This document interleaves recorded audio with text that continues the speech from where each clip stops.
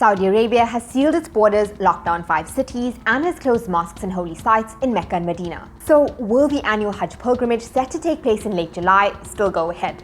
Hi, today we're going to take a look at Saudi Arabia, the annual Hajj pilgrimage, and the impact of the coronavirus outbreak on the country. As of the 8th of April, Saudi Arabia has 2,795 confirmed cases of the virus, including 41 deaths. Saudi Arabia took quick action against the virus in mid-March, and it's worked. It has some of the lowest numbers infected per capita in the region.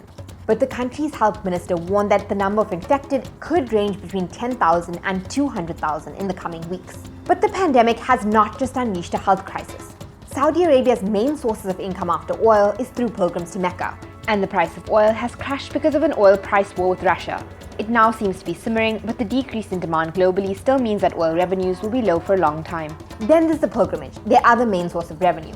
Umrah, the small pilgrimage that Muslims can participate in all year round, is suspended for now. But in late July, the annual Hajj pilgrimage is still scheduled to take place. Around 2.5 million Muslims from around the world visit the kingdom to perform Hajj, a once-in-a-lifetime obligation for all Muslims who can afford it and are physically able to perform the ritual. The Saudi Hajj and Umrah minister has requested that all pilgrims put their plans on hold for now.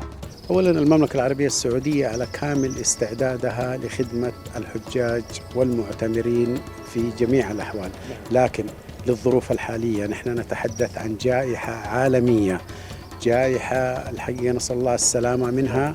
المملكة في كامل استعداداتها لحقيقة حفظ صحة المسلمين والمواطنين، لذلك نحن طلبنا من الإخوة المسلمين في جميع دول العالم التريث في عمل أي عقود حتى تتضح الرؤية. The government says it's too early to definitively cancel the Hajj yet. But if some models like the recent Imperial College study are correct about the need for measures like social distancing to be in place for many more months, perhaps even until a vaccine becomes available, events like the Hajj are unlikely to take place this year. Pilgrimages contribute more than $12 billion to the country's GDP, which is 20% of the country's non-oil GDP. More than 500,000 people are also employed in the country's tourism sector, most of which is orientated towards pilgrims. Hajj alone brings in more than $5 to $6 billion. If it's cancelled, it's a huge blow to the country economically.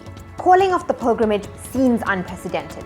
If it's disrupted, it would be the first time since the kingdom was established in 1932. But it definitely wouldn't be the first time in history. There have been at least 40 instances throughout Islamic history when Hajj was cancelled or the number of pilgrims was significantly low. A Saudi government-backed research center recently published a paper listing all the years that the Hajj has been cancelled in the past. Here's a few of them. In 865 AD, a raid was launched on Mount Arafah, which overlooks Mecca, by Ismail bin Yusuf. Pilgrims were killed and the Hajj was cancelled. In 930 AD, the Karmatians, a heterodox sect who considered the Hajj a pagan ritual, launched an attack on pilgrims.